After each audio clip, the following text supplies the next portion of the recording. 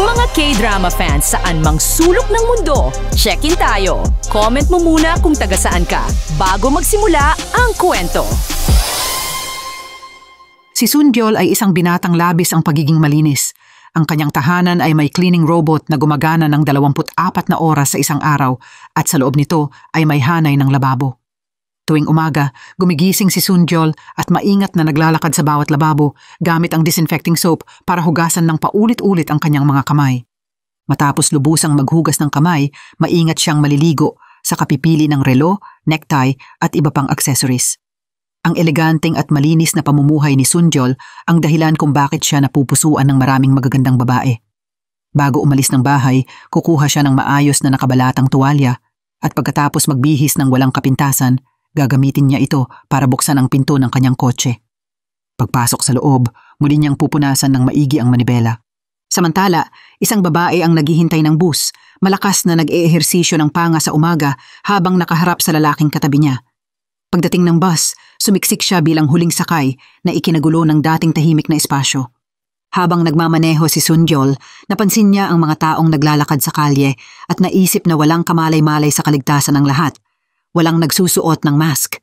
Binukas niya ang air purifier sa loob ng kotse. Nang makarating sa intersection, hindi sinasadyang makita ni Sunjol ang isang babaeng natutulog sa bus. Napakagulo ng itsura nito, kaya natakot siya at umurong.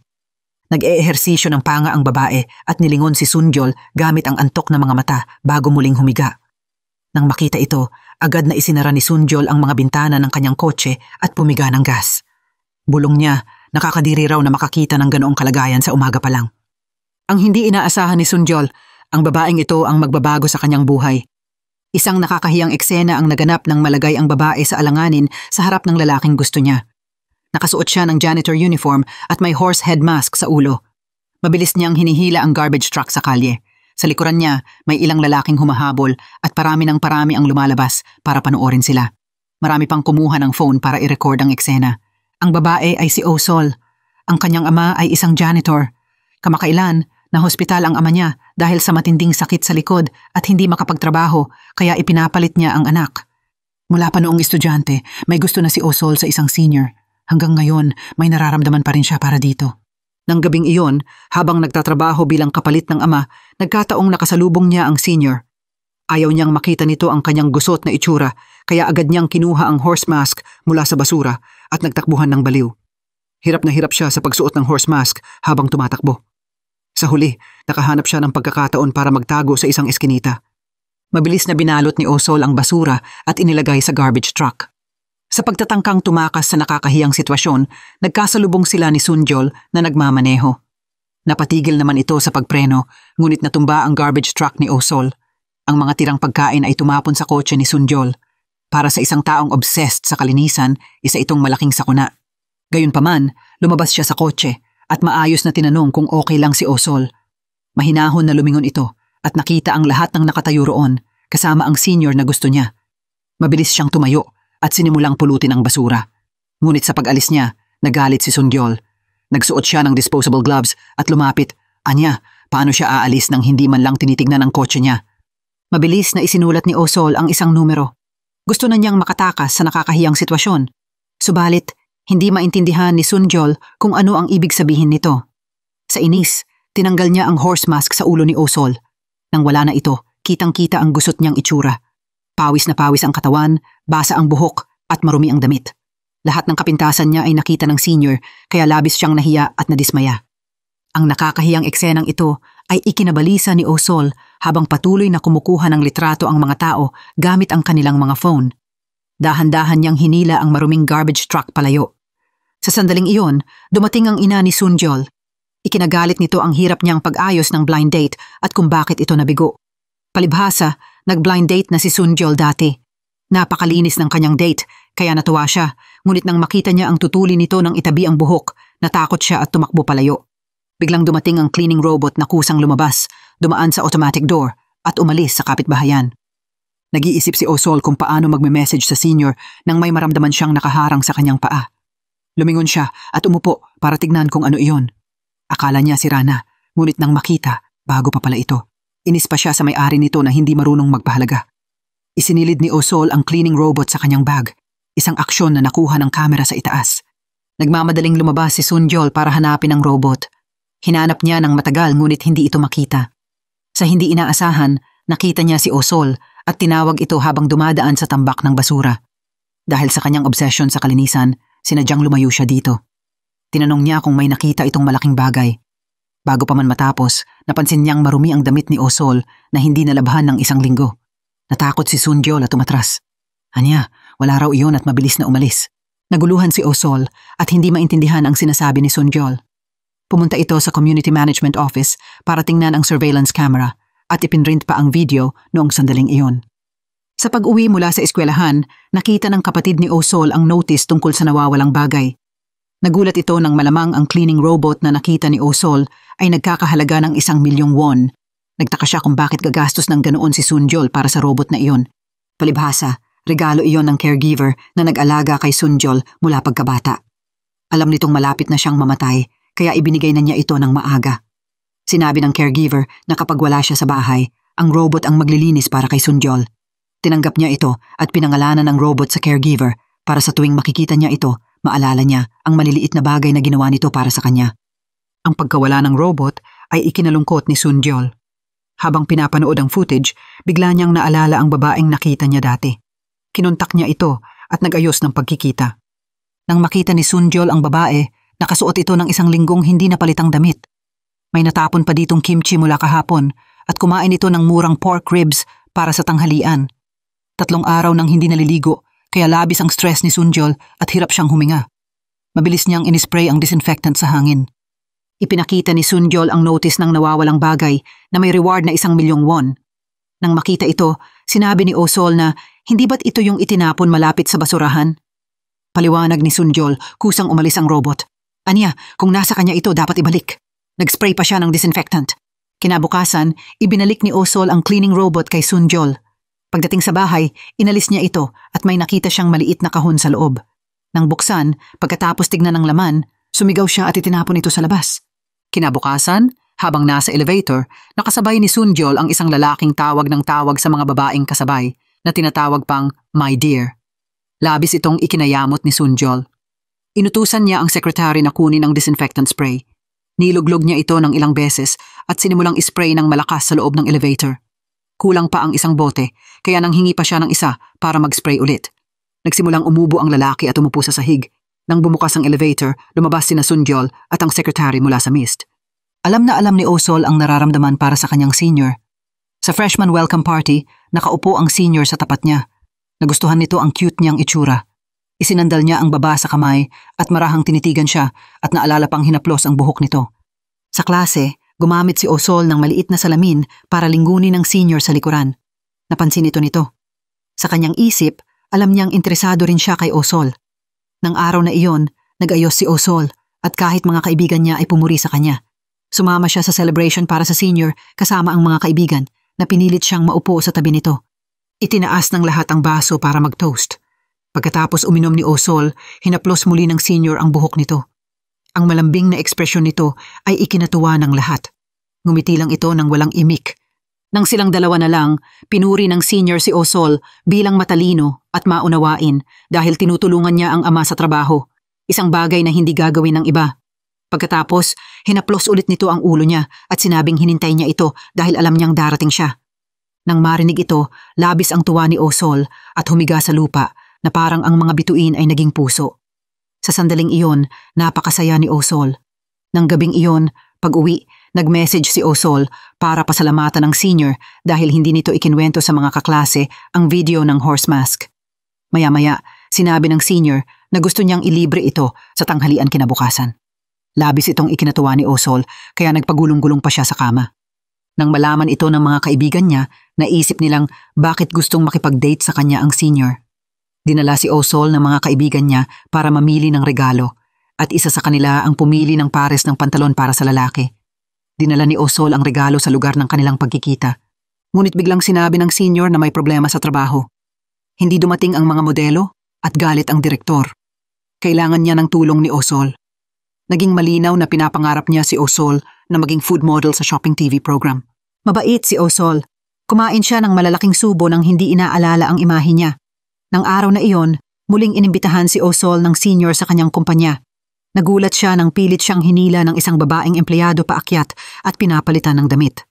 Habang naguguluhan si Osol, lumapit ang senior at iniabot sa kanya ang mga damit, sabay utos na magpalit siya.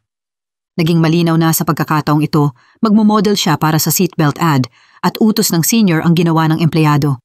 Ang mas nakakagalit pa, tinawag ng senior ang empleyado bilang "My dear" habang nakangiti ito ng matamis. Sa sandaling iyon, naunawaan ni Osol na ginagamit lang siya ng senior para sa views ng kanyang video at makakuha ng traffic sa programa. Sinasamantala niya ang nararamdaman ni Osol para sa kanya. Nang matanto ang lahat ng ito, umalis si Osol ng luhaan, puno ng hiya. Nasaksihan ito ni Sun Kyul. Nasasaktan, nagtago si Osol sa sulok ng fitting room at umiyak. Binalik niya ang cleaning robot na dala niya sa paper bag para kay Sun Kyul. Ngunit nakalimutan niyang kasama rin sa bag ang pantalong binili niya kanina. Nang nasa elevator sina Sun Kyul at ang kanyang secretary, nagkataong nakasalubong nila ang senior ni Osol na nagdulot ng insidente kung saan pinaulanan ni Sun Kyul ng disinfectant ang buong elevator. Sa paningin ni Sun Kyul, isa si Osol sa mga gusot na babae, ngunit hindi niya inasahang magtatrabaho ito sa kanyang cleaning company. Nagtitinginan sila sa pagkagulat. Pagkatapos magtapos ng kolehiyo, maraming pagsubok ang hinarap ni Osol sa buhay. Nang maghahanap na siya ng trabaho, pumasa na rin sa wakas ang kanyang personal na impormasyon sa screening. Iniimbitahan siya para sa interview at naghandog pa ng selebrasyon ang pamilya at mga kaibigan niya bilang pag-asa rito. Kinabukasan, kumpiyansa siyang nagsuot ng formal attire para sa interview. Ngunit nang buksan niya ang pinto at makita ang punong-puno ng tao ang silid, nagulat siya. Gayunpaman, mabilis niyang inayos ang mindset at mahinahong naupo sa waiting area. Nagsimula ang interview at tinanong siya tungkol sa major niya. Maayos at makahulugan ang sagot ni Osol. Pagkatapos, gustong subukan ng interviewer ang adaptability niya. Pinasagot siya sa Ingles tungkol sa mga nakakatuwang bagay na naranasan niya sa fieldwork. Ngunit self-introduction lang ang inihanda ni Osol sa Ingles. Ilang salita lang ang nasabi niya. Pagkatapos, natural na nabigo ang interview. Ilang kumpanya na ang inaplayan ni Osol, ngunit lahat ay nabigo. Habang naglalakad siya sa kalsada at nakikita ang mga empleyadong may kape, may hindi maipaliwanag na emosyon siyang naramdaman. Tunay siyang malungkot. Lumalabas na ang tanging magaling siyang gawin noong high school ay ang pagtakbo sa hurdles. Sa obstacle race sa eskwelahan, walang makakatalo sa bilis ni Osol. Isa siyang tunay na kampeon. Ipinagmalaki rin siya ng kanyang ama. Sinabi nito sa kanya na ang buhay ay parang obstacle course. Pagkatapos malampasan ang isang hamon, may susunod pa rin. Ngunit hindi hahayaan ng swerte na isang tao lang ang magdusa sa lahat. Ngayon, dumating na ang swerte ni Osol. Tinanggal niya sa isip ang lahat ng kumpanyang nag-reject sa kanya at nakakita siya ng job listing para sa isang cleaning company. Pumunta siya sa recruitment location, sabik na subukan ang kanyang kakayahan.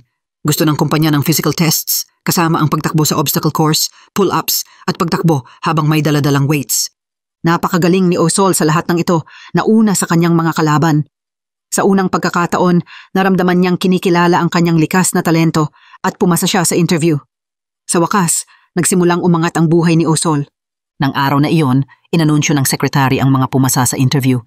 Nagtipon sila sa kumpanya para makilala ang direktor, si Sun Kyul. Nang magkita sila ni Sun Kyul at Osol, siya lang ang nakaramdam na ang tinutukoy niyang 3.5 million won ay ang direktor pala.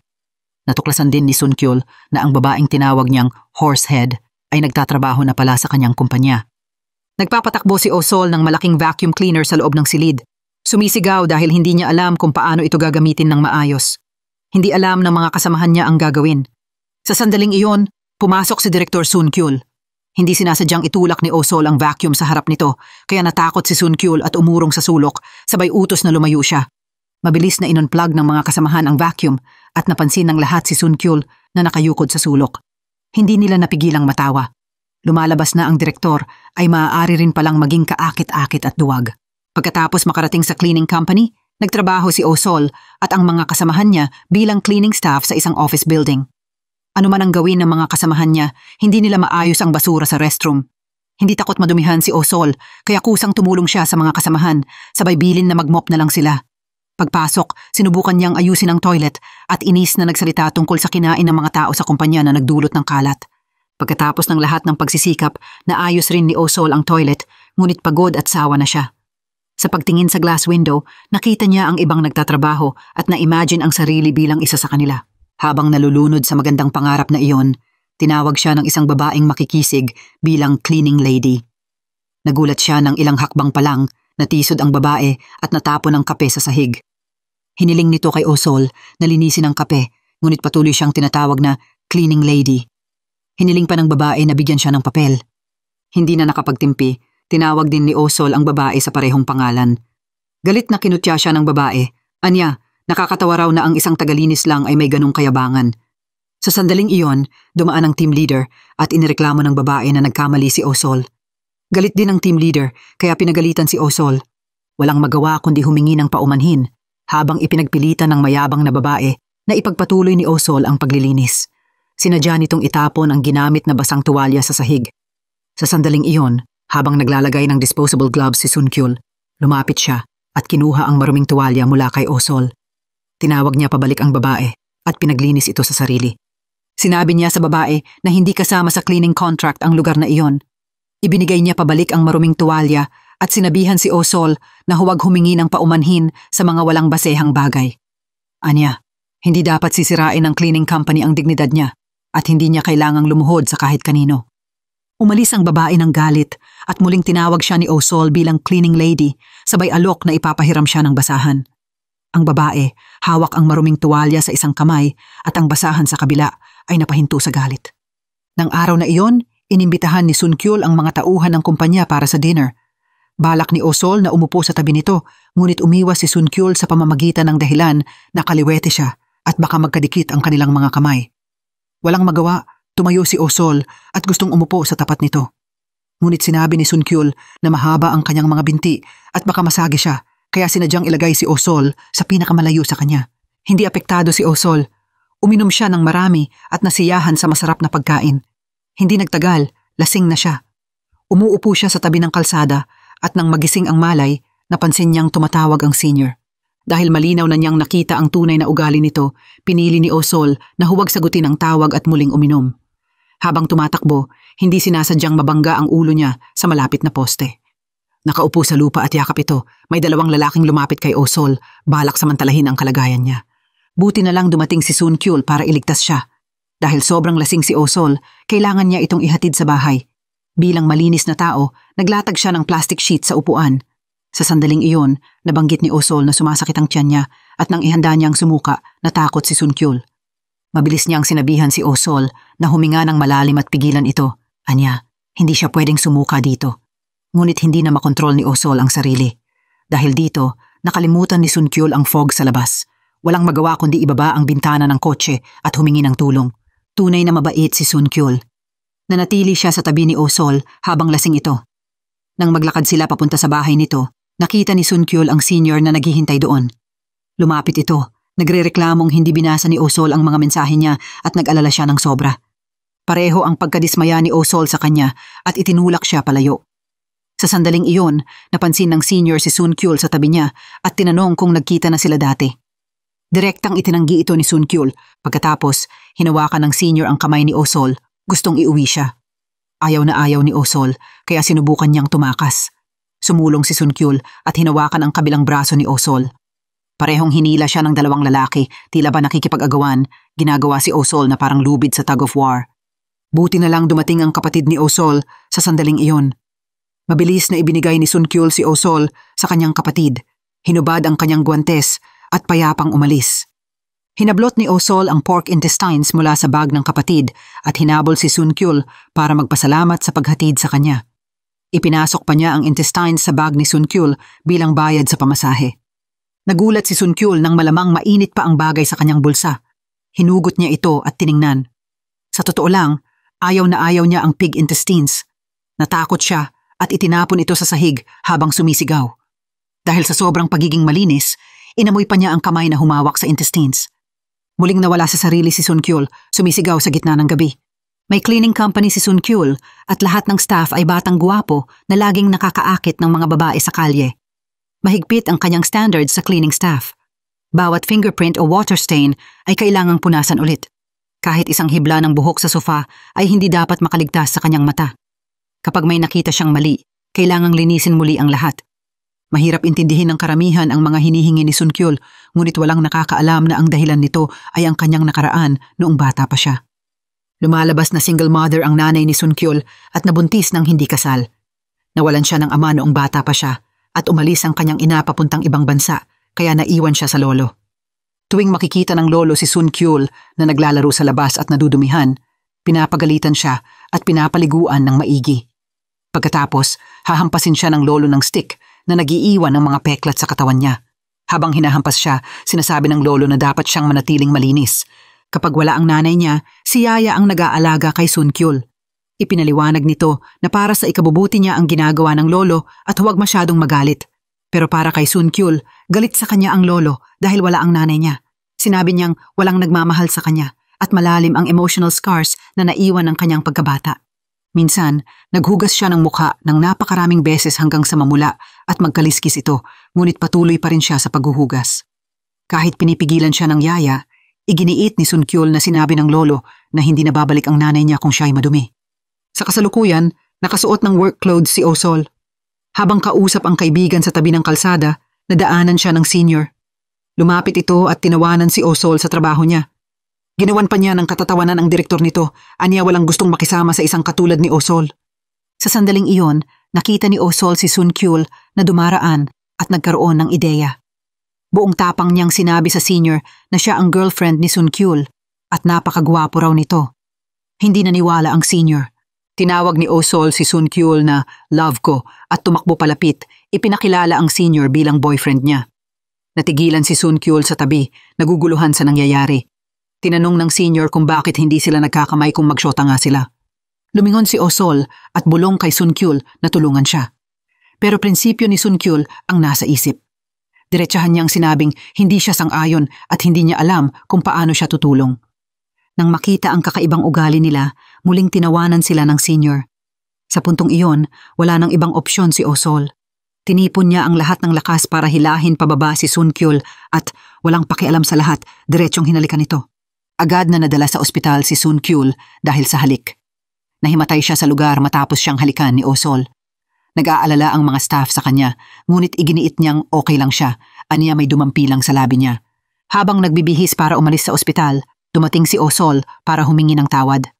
Nagulat si Sun Kyul sa paglapit nito. Taos puso niyang ipinagtapat ang paghingi ng paumanhin. Sinabihan siya ni Sun Kyul na umalis na, aniya nadudumihan siya sa presensya nito.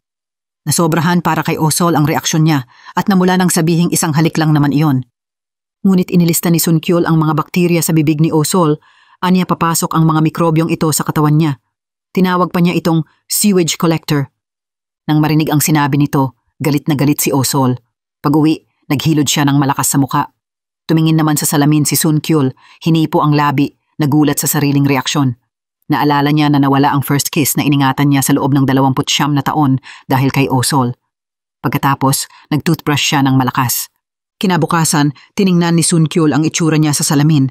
Biglang lumitaw si Oh-sol sa reflection, tinatawag siya ng nakakaloko. Nagpa-cute pa ito at gustong halikan siya at parang mababaliw na si Sun Kyul. Nagkasalubong ang dalawang magkaaway sa harap ng kumpanya. Nakatingin lang si Sun Kyul kay Oh-sol nang ngumunguya ng tinapay. Sinabi niyang may mumu ito sa sulok ng bibig at agad itong pinunasan ni Oh-sol bago dinilaan ang labi. Namula ang mukha ni Sun Kyul sa nakita. Pumasok siya sa opisina at pagkaupo, muling lumitaw sa harap niya ang imahe ni Oh-sol. Nakasuot ito ng pink na blouse, nagpa-cute, tuloy-tuloy na tinatawag siyang direktor. Mabilis na kumuha ng disinfectant spray si Sun Kyul at pinaulanan ito ng malakas. Narinig ng sekretary ang ingay at pumunta, natagpuan si Sun Kyul na nakaupo sa silya at sumisigaw ng walang kontrol. Akala nito kakaiba na ang asal ng direktor. Samantala, naglilinis ng hardin at nagdidilig ng halaman sina Oh-sol at mga kasamahan. Sinadya ng kasamahan niyang paglaruan ang tubig ang iba. At sa huli, nabaril sila ng isang balde. Nagsimula silang magtirahan ng tubig. Tiningnan ni Oh-sol ang katabi at nagsimula na rin silang magtirahan. Ang apat na nagtatrabaho ay biglang nagsimulang maglaro ng water fight. Masayang-masaya sila at narinig ni na Sun Kyul at sekretary ang ingay. Mula sa bintana, nakita ni Sun Kyul si Oh-sol sa labas, nakangiti at masayang-masaya. Tunay nga itong masayang eksena. Hindi sinasadyang ngumiti si Sun Kyul. Habang bumababa sila ng hagdan, akala ni Oh-sol kasamahan niya si Sun Kyul at binaril ng water gun. Basang-basa ito at halos hindi makapikit. Nang makilala ni Oh-sol kung sino ang nabasa, namula at napanganga habang nagulat ang lahat. Gusto niyang lumapit, ngunit sinabihan siya ni Sun Kyul na huwag siyang hawakan dahil madumi siya. Lumapit ang sekretary at sinabing masyadong masakit ang sinabi niya. Pero totoo namang nadudumihan si Sun Kyul, kaya niya nasabi iyon. Na-realize niyang naging masyado siya. Mula sa malayo, nakita niyang nakaupo sa sofa si Oh-sol at nagte-text. Napansin niyang may hawak itong panyo at akala niya umiiyak ito dahil sa kanya. Medyo nagsisi si Sun Kyul. Nakakita siya ng mga blue paper sa mesa at iginilid para tignan. Hindi alam kung para saan iyon. Ipinaliwanag ni Oh-sol na oil-absorbing sheets iyon at ipinakita kung paano gamitin. Agad na nandidiri si Sun Kyul at umiwas. Ngunit biglang may ihip ng hangin. Isang blue paper ang lumipad at dumikit sa noo ni Sun Kyul. Nang mapansin niya, sumigaw siya at nagpanik. Pag-uwi, patuloy siyang naguhugas ng noo, bulong sa sarili. Nadumihan na naman ako ni Oh-sol. Habang nagmamaneho pa uwi, nakakita si Sun Kyul nang magsyotang naghahalikan sa tabi ng kalsada. Nang tumingin sa kaliwa, sa katabing bus, may mag-foreigner na naghahandaring maghalikan. Sa malayo, may naghahalikan din sa malaking screen ng building. Nang tumingala ulit siya, gulat na gulat siyang nakita niyang sila ni Oh-sol ang naghahalikan sa screen. Tunay siyang natakot. Ginugulo na siya ng isip niya. Nang araw na iyon, nagsuot ng black heels at black and white dress si Oh-sol, mukhang eleganteng-elegante sa harap ng mga kasamahan. Naakit ang mga lalaking empleyado, pinuri siya sa kagandahan. Sinabi nilang dapat matagal na siyang nag-ayos ng ganito. Sa sandaling iyon, dumating si Sun Kyul sa kumpanya at agad na nahumaling sa ganda ni Oh-sol. Akala pa niya may blind date ito at naramdaman niyang ayaw niya. Sinadyang sabihing mukhang high-end pero outdated ang suot nito. Naguluhan si Oh-sol sa sinabi niya. Pagbalik sa opisina, inisip niya ang nangyari at natawa naman si Sun Kyul sa sarili. Pagkatapos, na-realize niyang hindi na dapat siya nakangiti. Nang araw na iyon, naglinis ang mga staff ng kumpanya kahit sa bahay at ang may-ari ng bahay ay mahilig sa mga miniature model na nakadisplay sa buong tahanan. Inutusan sila ng homeowner na mag-ingat sa paglilinis. Una, akala nila iyon lang ang makikita nila pero nang buksan nila ang pinto ng kwarto, nagulat sila sa dami ng miniature models. Maingat silang nagsimulang maglinis. Nagdala si Oh-sol ng timba ng tubig at pumunta sa banyo para punuin ito. Abalang-abala ang homeowner sa pag-aayos ng mga model nang marinig niya ang tunog ng nag-start na machine at nagmadaling lumabas ng kwarto. Sa kanyang pagmamadali, natumba ang isang model sa cabinet at nabasag. Paglabas ni Oh-sol na may dalang tubig, napansin niya sa TV ang balitang parang may kinalaman sa kanyang pamilya.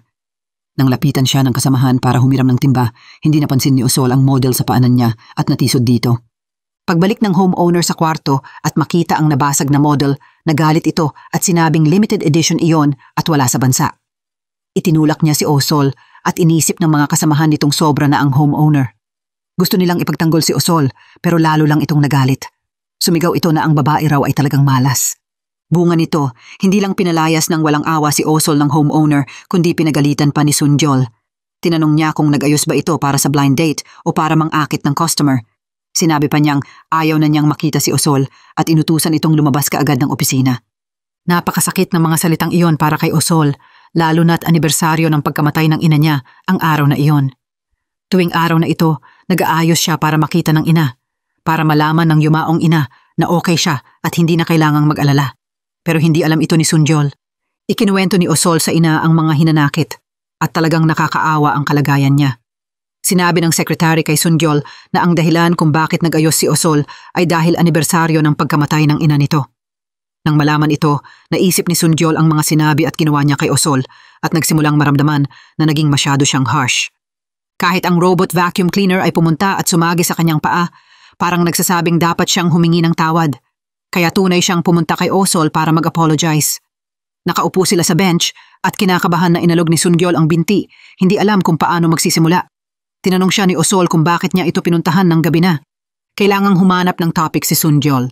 Sinabi niyang nabasag ang model at tinanong kung paano ito babayaran. Baka walang pambayad si Oh-sol kaya sinabihan niya itong pumasok kinabukasan para magtrabaho ng mabuti bilang bayad. Pagkatapos, sinamantala ni Sun Kyul ang pagkakataon para humingi ng tawad sa nangyari, taos puso. Tinanong pa niya kung okay na ang binti nito, nagreklamong nasaktan ito nang hindi man lang sinabi sa kanya. Galit niyang sinabi na kung may magtatangkaman sa mga empleyado niya, hindi niya ito patatawarin. Nagulat ng kaunti si Oh-sol sa intensity nito.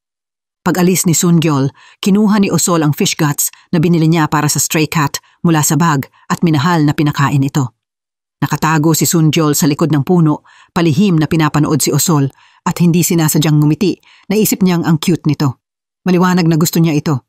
Pero hindi niya alam na gumastos ng malaki ang secretary para bumili ng kaparehong model para ibalik sa customer.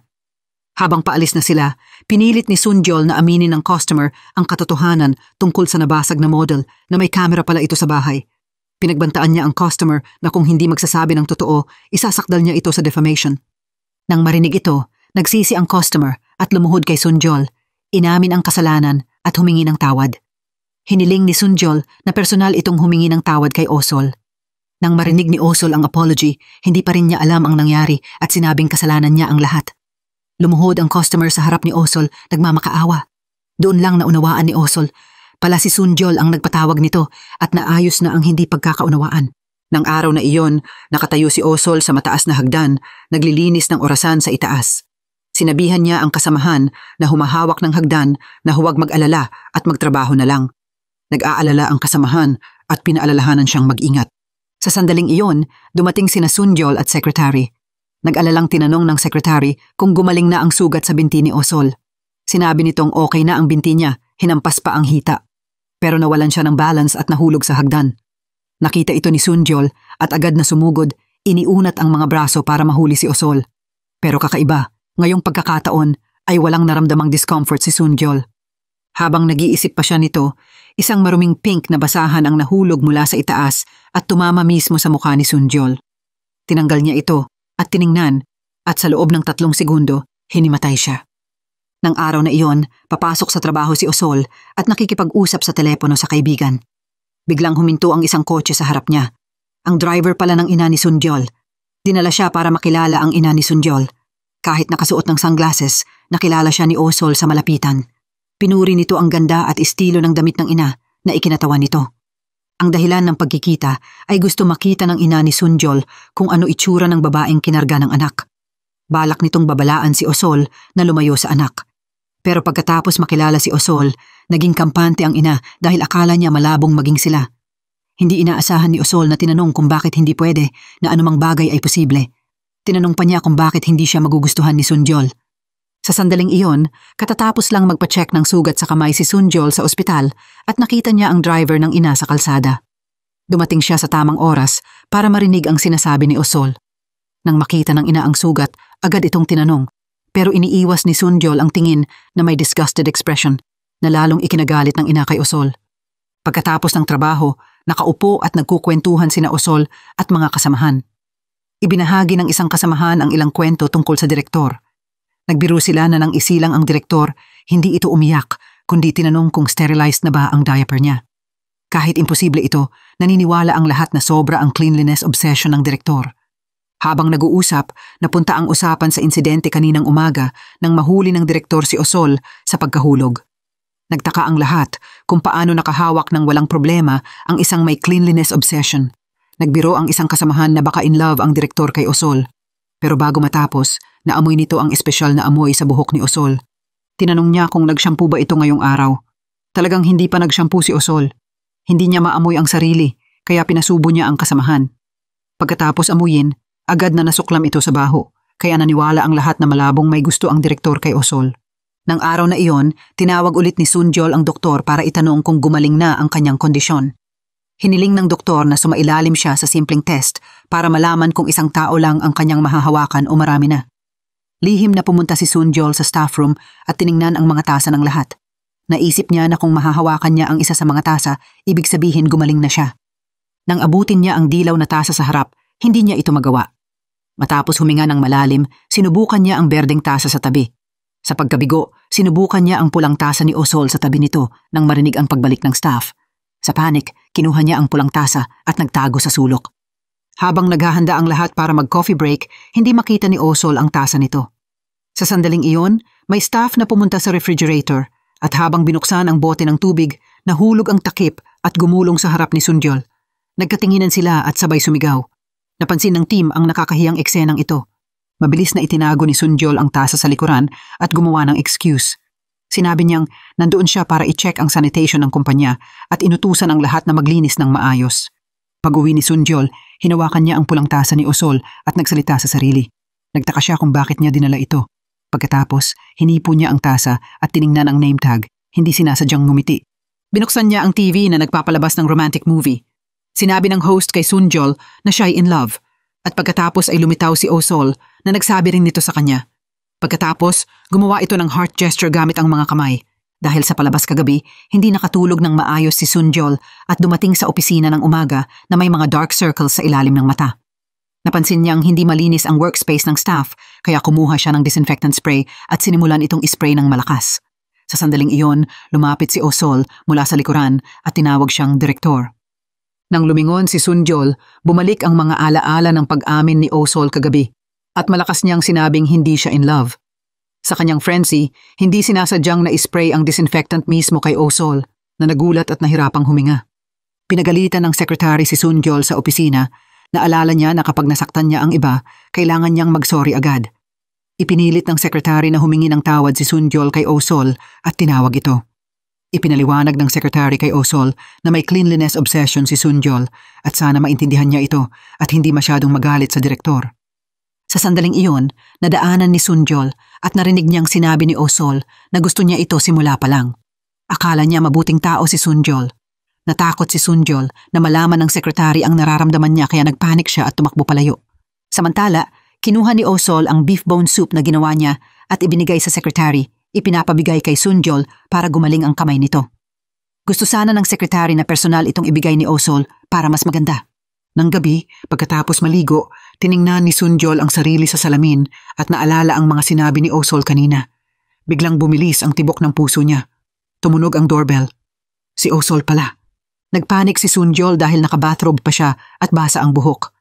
Nang akala ni Oh-sol na walang tao at aalis na, binuksan ni Sunjol ang pinto. Ilang araw bago, nang mahulog si Oh-sol, nahuli niya ito at nasugatan ang kamay. Narinig niyang nakakagaling ang beef bone soup kaya espesyal niya itong ginawa bilang apology. Parang ayaw tanggapin ni Sunjol kaya sinabi ni Oh-sol na hindi niya kailangang tanggapin kung ayaw niya. Mahal niya raw ang sopas na ito at madalas niya itong gawin kaya dinalhan niya si Sunjol. Kung ayaw niya, okay lang at aalis na siya. Nang umalis na si Oh-sol, biglang sinabi ni Sunjol na gusto rin niya ito na ikinagulat nito. Mabilis niyang linaw na gusto niya kumain ng beef bone soup. Nagulat si Oh-sol at sinabing, ganun ba? Parang naguguluhan din siya sa sinabi ni Sunjol. Sinabi ni Oh-sol na kapag nakababa ang buhok ni Sunjol, mukha siyang mas mabait at gwapo. Hinawakan ni Sunjol ang sariling kamay. Kinabukasan, habang nag-aayos ng buhok, sinadyang ibaba ni Sunjol ang buhok niya at sinabing mas maganda ito. Tumingin siya sa salamin at hindi sinasadyang ngumiti. Pero na-realize niyang may mali at sinabi sa sarili na dapat nakataas ang buhok ng lalaki dahil direktor siya. Ang sumunod ay mabilis na nagbago ang dynamics ng dalawa. May natanggap na order ang cleaning company para sa maliit na kwarto kaya hindi kailangang ipadala ang lahat ng staff. Dahil may nag-leave, nag-isa si Oh-sol. Pagdating niya at kumatok, isang lalaking nasa 40s at nakatira mag-isa ang bumukas. Pagkatapos magpakilala, sinabi ng lalaking aalis muna siya at umalis. Pagpasok ni Oh-sol, nakita niyang napakagulo ng kwarto. May mga larawan ng babaeng nakahubad sa pader at kalat sa sahig ang mga stockings at underwear ng babae na nagmukhang napakadumi at magulo. Pagkatapos, nang dumating si Sunjol sa kumpanya, nakita siya ng sekretary na nakababa ang buhok. Nagdahilan si Sunjol na umuulan. Iniulat ng sekretary kung saan nagtatrabaho ang staff, kasama na si Oh-sol na nag-iisa sa isang kwarto. Habang naglalakad at nag-uusap, biglang naalala ni Sunjol ang isang bagay at huminto. Hinihingi ang address ng pinagtatrabahuhan ni Oh-sol at ang listahan ng blacklisted clients. Nagpanik si Sunjol at pumunta sa opisina para hanapin. Isa sa mga ito ay kung saan nagtatrabaho si Oh-sol dahil may history ng sexual assault ang lalaki. Galit na galit, hinampas ni Sunjol ang mesa at mabilis na tinawagan si Oh-sol. Pero abala ito sa pagmamop at hindi siya narinig.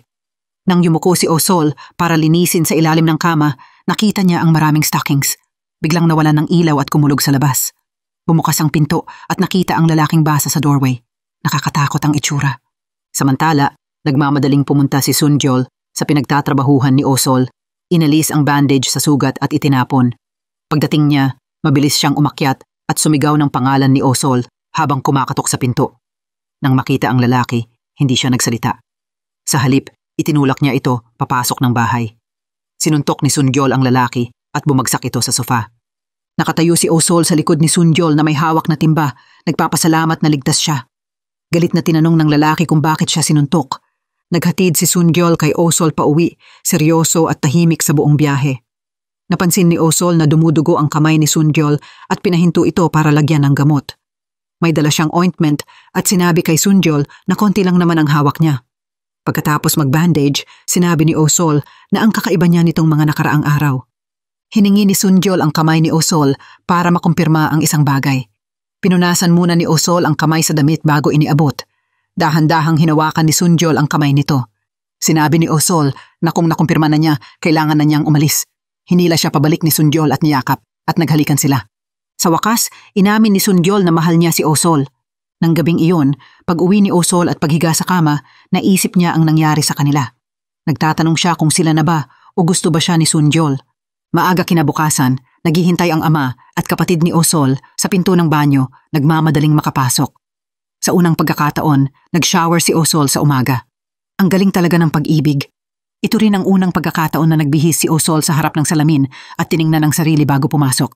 Kinabukasan, nagsuot ulit ng disposable gloves si Sungyol. Kasama niya ang secretary para mag-inspeksyon ng hygiene at nauna siyang lumakad. Nakita niya si Osol na nakatayo mismo sa harap niya na nakasuot ng lace top. Nang makita ito, nahiya si Sungyol at aalis na sana pero tinawag siya pabalik ni Osol. Medyo nginuso ni Osol ang labi. Muntik nang matawa si Sungyol pero napigilan niya bago mabilis na umalis. Gusto niyang mag-message kay Osol para ipaliwanag ang nangyari kahapon pero hindi niya maipaliwanag ng maayos. Sa sandaling iyon, dumaan si Osol na may dalang mga kahon. Muntik na siyang matumba pero butit may nakasalubong na kasamahan na tumulong. Magkalapit silang nakatayo at naiinis si Sungyol nang makita ang kamay ng kasamahan sa balikat ni Osol. Sinadya niyang sabihin na madumi ang kuko ng kasamahan at inutusan itong maglinis kaagad. Mahigpit din niyang inutusan si Osol na hawakan ng maayos ang mga daladala. Pagkatapos, tiningnan ulit ni Sungyol si Osol bago umalis, namumula ang mukha sa hiya. Nagreklamo ang kasamahan na bastos si Sungyol na ang tono niya ay hindi alalahanin o galit. Ito na ba ang bagong paraan para mangapi? Pagkatapos magsalita ng kasamahan, ngumiti si Osol ng mahiya, namumula ang pisngi. Nagsimula silang magpakita ng pagiging malapit at nagbibiruan. Si Sungyol na nakatago sa malapit, nanood ng namumula ang mata sa galit. Galit na kinausap ang sarili na dapat noon pa niya pinatanggal ang empleyadong iyon. Nang araw na iyon, bumisita si Sungyol sa may sakit niyang lolo, nagpakita ng kabutihan pero parang walang pakialam ang lolo at pinaalis siya. Ipinaliwanag ni Sungyol na may importante siyang meeting sa mga investors. Nagulat siya nang tawagin ito ng lolo na childish game, na dapat bumalik na siya sa family business para magmana at dapat mag-date at magpakasal na tulad ng iba. Sinabi ni Sungyol na sa pagbabago ng boyfriend ng ina niya araw-araw, ayaw na niyang mag-isip tungkol sa pag-ibig. Hindi maganda ang paghihiwalay ng lolo at apo.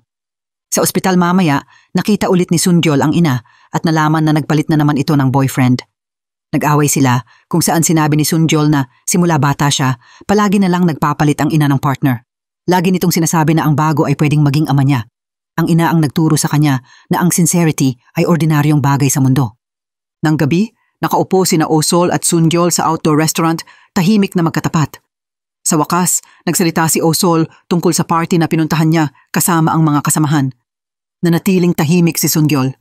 Itinuloy ni Osol ang tanong tungkol sa nangyari sa kanila noong araw na iyon. Sana may masabi si Sungyol pero sinabi lang nito na wala siyang gana pag-usapan iyon. Tumatayo na siya para umalis. Nagprotesta si Osol. Paano niya pwedeng intindihin lang ang sariling bad mood nang hindi man lang banggitin ang nangyari noong araw? Diretsahan sinabi ni Sungyol na wala siyang balak makipag-date. Ayaw niyang magsalita ng walang basehan ngayon. Agad na nagulat si Osol. Masyadong malaki ang pagkakaiba ng mga sinabi niya noon at ngayon para maintindihan niya. Nakaupo sa hagdan sa tabi ng bahay, minura niya si Sungyol na napakasamang tao. Isang taong basta na lang ginugulo ang puso ng iba. Nag-high heels pa siya para mapansin niya na ikinasakit lang ng paa niya. Sa kabilang banda, hindi rin masaya si Sungyol. Hindi niya kayang maglinis ng bahay ng mag-isa at mukhang troubled. Nagsisisi siya sa masasakit na salitang nasabi niya kay Osol. Kinabukasan, pareho silang pumasok sa trabaho gaya ng dati, pero nang magkita, may kaunting awkwardness pa rin. Habang pinapanood ni Sungyol na lumalayo si Osol, may kakaibang kirot ang naramdaman niya. Nagulat siya nang makita niyang naghihintay pala si Osol sa itaas, na ikinagulat niya. Ipinaliwanag ni Osol na natakot siya ng husto noong araw na iyon at hindi nakapagsalita. Sinabi niyang wala rin siyang balak makipag-date, lalo na sa katulad ng direktor. Tungkol naman sa halik noong araw na iyon, Minsan siyang hinalikan ni Seongyol at minsan niyang hinalikan ito. Quits na sila. Lubos na nagulantang si Seongyol. Sa isang meeting, mukhang distraught si Seongyol marahil iniisip pa rin ang mga salita ni Oh-sol. Nang lumingon siya, nakita niyang kumakaway si Oh-sol sa labas ng glass door. Parang gustong pag-inisin siya. Kaagad na tumayo si Seongyol at sumigaw na ikinagulat ang lahat ng staff sa meeting. Si Oh-sol may hawak na timba sa isang kamay at nakikipag-usap sa telepono sa kabila. Sinabi sa kaibigan na gusto niyang ipakilala sa isang blind date. Sinabi niyang ayaw niya sa katulad ni Seongyol na hindi nakakaintindi sa iba at laging unahin ang sariling nararamdaman na talagang nakakainis sa iba. Nagulat siya nang marinig ni Seongyol ang lahat ng iyon. Si Oh-sol nakaka-backstab lang sa kanya, agad na napanganga. Nang magkita ulit sila noong araw na iyon, pareho silang nagpapauna sa isa't isa. Nang aalis na sana si Oh-sol, sinabi ni Seongyol na gusto niyang makipag-usap. Humihingi siya ng tawad kay Oh-sol sa mga sinabi niya noong isang araw at tinanong kung talagang uncomfortable ba siya. Tahasang inamin ni Oh-sol na oo at idinagdag na lalo siyang nasasaktan kapag ginagawang biro ang sincerity ng iba. Labis na hindi komportable si Seongyol pero hindi niya alam ang gagawin kaya lumapit siya sa secretary para humingi ng tulong. Nagkunwaring may kaibigan siyang may problema sa relasyon at kailangan ng tulong ng secretary. Ibinahagi niya ang ilang detalye ng relasyon nila ni Oh-sol mula sa una nilang pagkakagalit hanggang sa kasalukuyang nararamdaman kasama ang paghahawakan ng kamay at kamakailang halik pero kulang siya ng lakas ng loob para ituloy. Sinabi ng secretary na medyo nalilito ang kaibigan niyang ito. Pagkatapos ng halik, hindi dapat humihingi ng tawad kundi dapat mag-confess dahil iyon ang pinakahihintay ng nahalikan. Sa gabay ng secretary, sa wakas ay naisip-isip ni Seongyol ang lahat. Nagmamadali siyang nagmaneho para hanapin si Oh-sol. Tinawagan niya ito at may sasabihin daw siya at pinilit niyang huwag itong gagalaw at manatili lang. Pero sa sandaling akala mong gumaganda na ang lahat, may isang lalaking lumitaw at dinala si Oh-sol. Sa huli, mas mabagal si Seongyol kaysa sa lalaking iyon. Ang lalaking ito ay tenant ni Oh-sol, isang promising young doctor. Walang magawa si Seongyol kundi panoorin mula sa malayo ang babaeng gusto niya habang kinokonfesan ng iba. Nakaupo sa kanyang kotse, labis siyang nanghina. Ang lalaki palang ito ay ang doktor na kinontak kamakailan ni Seongyol. Nagkita sila sa isang kafe. Diretso nitong tinanong si Seongyol kung gusto niya si Oh-sol at kung kaya niya itong protektahan. Ayaw sagutin ni Seongyol ang tanong ng doktor at hindi niya inamin ang nararamdaman para kay Oh-sol. Gayunpaman, sinabi ng doktor na gusto niya si Oh-sol at dahil hindi pa sigurado si Seongyol, hindi siya mag-aalala. Lalo itong ikinagalit ni Seongyol at napaiyak na lang. Bumalik siya sa underground parking lot ng kumpanya, iniisip pa rin ang mga salita ng doktor. Dumaan si Oh-sol sa kotse ni Seongyol, akala niya walang tao sa loob. Nang sumandal siya sa car window at tumingin sa loob, pareho silang nagulat. Tinanong ni Oh-sol kung pumunta ba si Seongyol kahapon para hanapin siya. Ngumiti ito at sinabing masyado siyang busy para doon. Pero nang maghahanda ng umalis si Oh-sol, tinawag niya ito pabalik. Wala namang masabi si Seongyol. Bigla na lang niyang nasabing madumi ang work clothes nito at paano makakapagtiwala ang clients. Ipinilit niyang magpalit kaagad ito ng malinis na damit. Pumunta si Oh-sol sa changing room at binuksan ang locker para hanapin ang work clothes niya. Naalala niyang nakalimutan niya ito sa bahay kaya tinawagan niya ang kaibigan. Pero abala ito sa date sa iba. Tinawagan naman niya ang kapatid pero abala rin ito sa martial arts practice. Walang magawa, nag-atubili si Oh-sol at tinawagan ang doktor na umuupa sa bahay nila. Sa huli, nakita ng doktor ang uniform sa ilalim ng kama. Nagkita sila sa entrance ng kumpanya at ibinigay ng doktor ang mga damit. Sinabi niyang kung kailangan man niya ng tulong, maaasahan niya ito. Pagkatapos pasalamatan ni Oh-sol, mabilis siyang tumakbo pabalik sa kumpanya. Bago umalis, pinalakas ng doktor ang loob nito at sinabing magkikita sila sa bahay. Nang lumingon si Oh-sol, nabangga niya si Seongyol. Nakita nitong sobrang lapit nila ng doktor na ikinainis niya. May mga kakaibang sinabi at galit na umalis. Nang gabi, tinawagan ng secretary si Oh-sol, pinapakiusapang maging secretary ni Seongyol para sa isang araw. Nang dumating si Seongyol sa opisina, nakita niyang naka-pink na outfit si Oh-sol. Sinundan ni Oh-sol si Seongyol, inireport ang schedule niya sa araw na iyon pero mali ang naisulat niyang pangalan ng hotel. Sinabi ni Seongyol na kung hindi niya kaya, huwag na lang niyang gawin. Nakasuot ito ng high heels at tumakbo sa likuran para makahabol. Tiningnan ni Seongyol si Oh-sol sa tabi niya. Unang beses nilang magkasamang naglakad at ang sarap ng pakiramdam. Pumasok sila sa elevator at nagkatinginan, parehong medyo nahihiya. Biglang napansin ni Oh-sol ang lamok na lumilipad sa elevator. Gustong tulungan, sinubukan niyang patayin ang lamok mula sa likuran nito.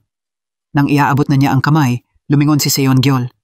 Nawalan ng balanse si Osol at hindi sinasadyang nahulog sa kanya. Sa sandaling iyon, bumukas ang elevator door at nagulat ang mga kasamahan sa nakita. Nanatili sila sa posisyong iyon. Kumindat si Osol at muling nagsara ang elevator door. Inalis niya ang kamay sa dingding ng elevator at nagbukas ng maliit na espasyo para ipakita kay Seongyol ang lamok sa kamay niya.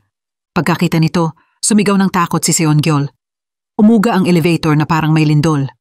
May hawak na box ang isang kamay at payong ang isa, at sunod na sunod niya si Seongyol.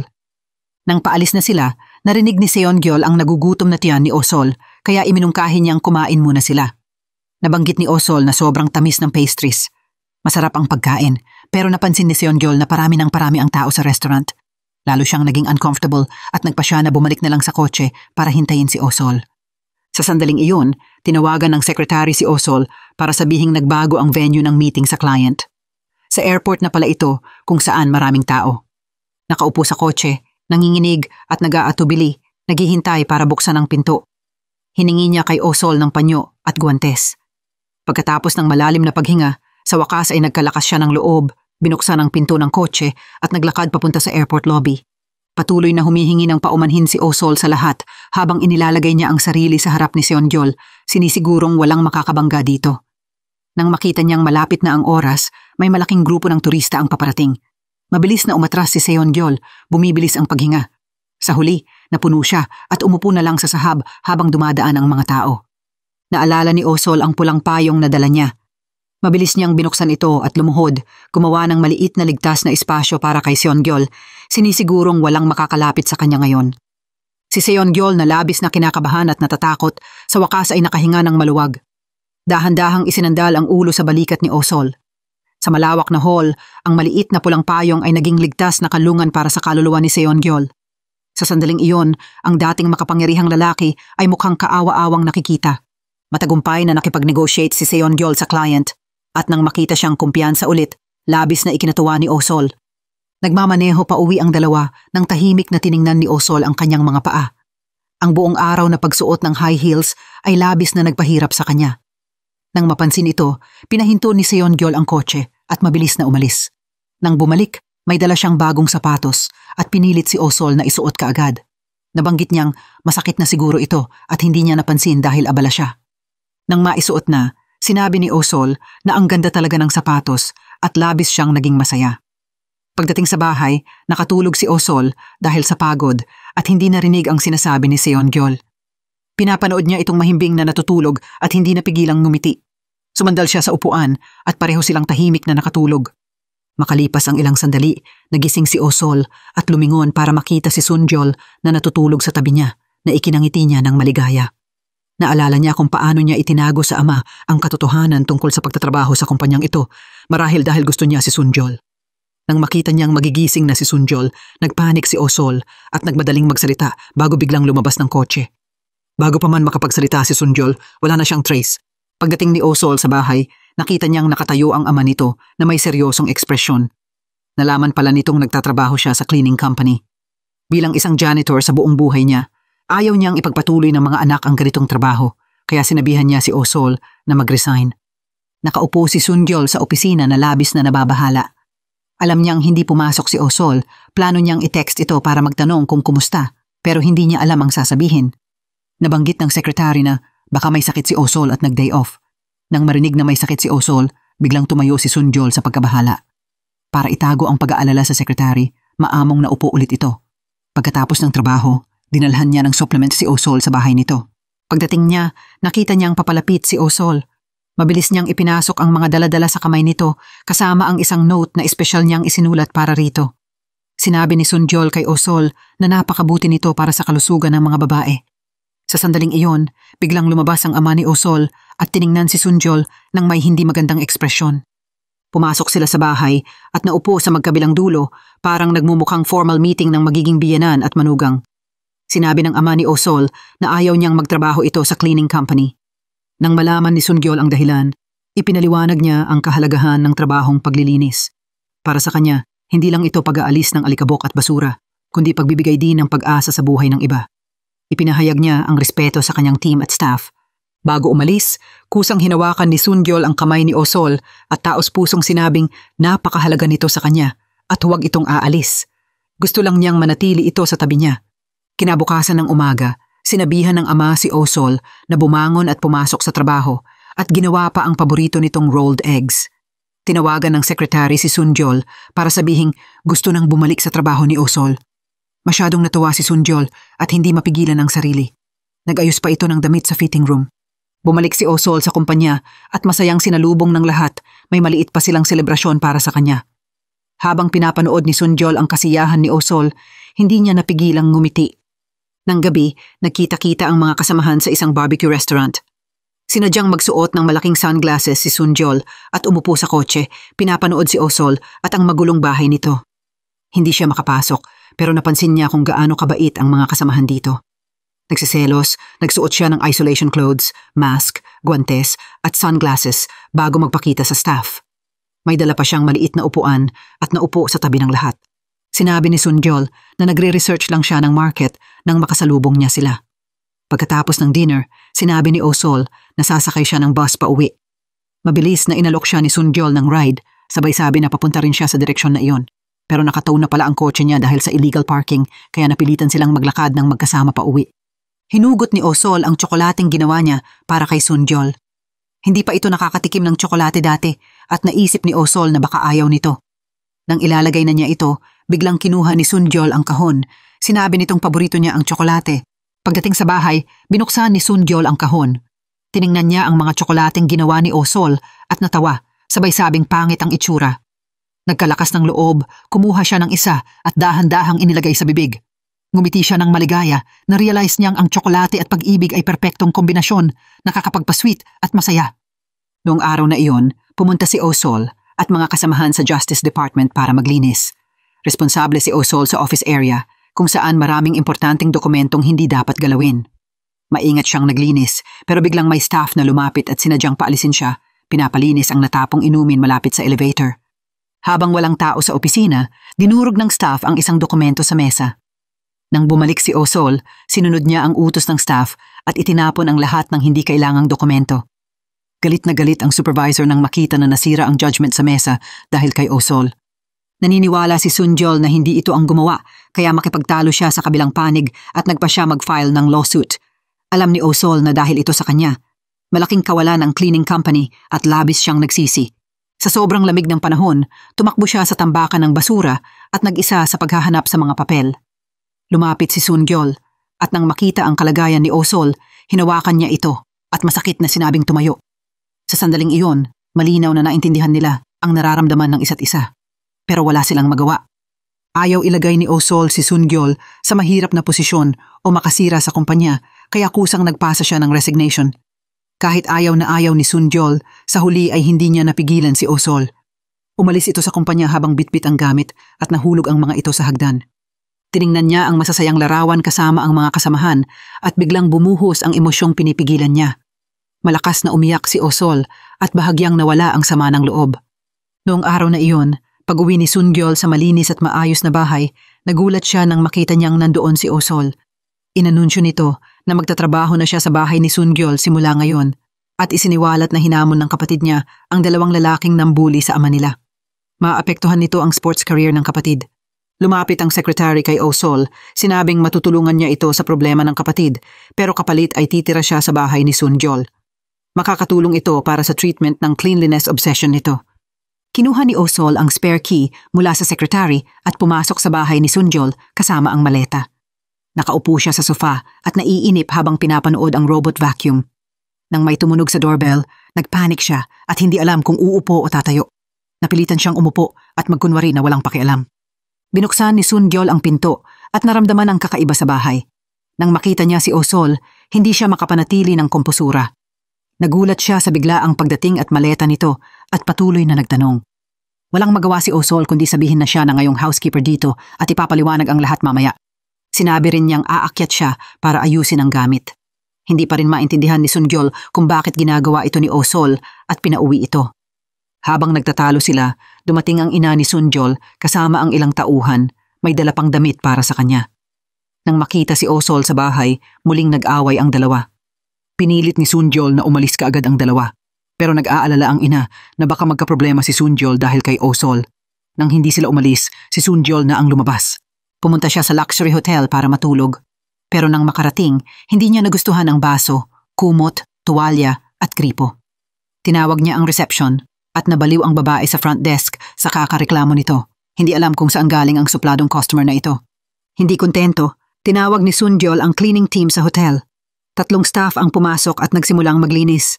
Biglang dumating ang security ng hotel at pinalayas si Sunjol. Nawalan ng tirahan si Sunjol at napilitang bumalik sa kumpanya. Nakahiga sa sofa na may balot na coat, nagdadalawang isip siya kung uuwi o hindi. Nang maisip niyang makikitira si Osol na mula ang mukha niya, ngumiti siya ng maligaya sa iniisip. Biglang dumating si Osol at pinilit siyang umuwi kaagad. Kinagabihan, tinawagan pa siya ng ina para mag-check. Nang maramdaman ang lambing, napilitan si Sunjol na sumama pa uwi. Nang makita siyang ligtas, na-realize ng ina na ayaw siya ni Sunjol sa bahay kaya aalis na sana siya. Pero sinabi ni Sunjol na gabi na at mag-overnight na lang ito. Labis ang tuwa ng ina ng pakinggan ng anak. Nang gabing iyon, hindi makatulog si Sunjol. Nag-isip-isip, tumayo siya at lumabas.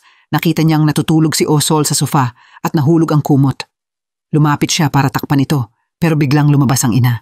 Nagpanik si Sunjol at biglang dumapa sa ibabaw ni Osol. Nagising ito at sinabihan niyang huwag maingay. Magkalapit sila at halos marinig ang tibok ng puso ng isa't isa. Samantala, kumuha ng tubig sa fridge ang ina. Nag-selfie pa ito at ipinost online, nagyayabang na nasa bahay siya ng anak. Pagbalik, tiningnan niya si Osol na nakahiga pa rin sa sofa. Biglang tumakbo si Sunjol sa gilid ng sofa.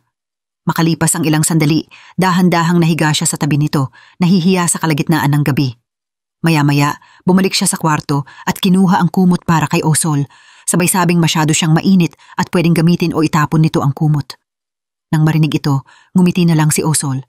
Kinabukasan ng umaga, habang naghahanda si Sunjol para pumasok, mabilis na ibinigay ni Osol ang paborito nitong nutritional drink. Sinabi rin nitong sabihan siya kung may gusto itong kainin, lulutuin niya sa gabi. Nang makita nitong aalis na, nagmadali siyang kunin ang sapatos nito. Sinabi ni Sunjol na hindi na kailangan at maingat na isinulat ang instructions para sa appliances, inilagay sa mesa. Nabanggit niyang baka gabi na siya uuwi at nag-aalala na baka hintayin siya ni Osol. Habang nagsasalita, namumula na ang mukha niya. Nangako siyang magkikita sila sa gabi at awkward na umalis. Nang marinig ang magkikita sa gabi, hindi alam ni Osol kung ano ang iniisip niya at namula rin ang pisngi nito. Kinagabihan, nakaupo si Osol sa sofa at nagsusulat sa diary. May maliit na mesa sa tabi na puno ng snacks at inumin. Pag-uwi ni Sunjol, balak niyang i-unlock ang pinto gamit ang password.